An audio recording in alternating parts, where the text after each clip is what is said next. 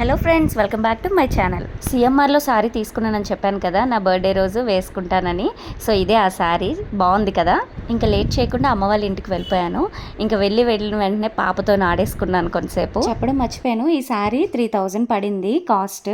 శారీ మీకు నచ్చినట్లయితే లైక్ చేసేయండి. నా బర్త్డే కదా, మా హస్బెండ్ బయటకు తీసుకువెళ్ళారు. మేము ఎక్కడికి వెళ్తున్నామంటే పూర్ణ మార్కెట్ దగ్గర ఉన్న సెంట్రో దగ్గరికి వెళ్తున్నాము. అందులో మూవీ చూద్దామని వెళ్ళాము. బట్ అక్కడ బయట వేడివేడిగా పునుగులు బజ్జీలు వేస్తే తింటున్నాము. ఎందుకంటే క్లైమేట్ చాలా కూల్గా ఉంది, వర్షం పడుతుంది.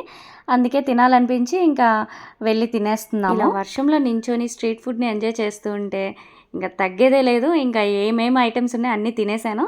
ఇంకా నెక్స్ట్ మూవీ దగ్గరికి వెళ్ళిపోయాను. టికెట్స్ తీసుకొని ఇంకా లోపలికైతే ఎంటర్ అయిపోయాను.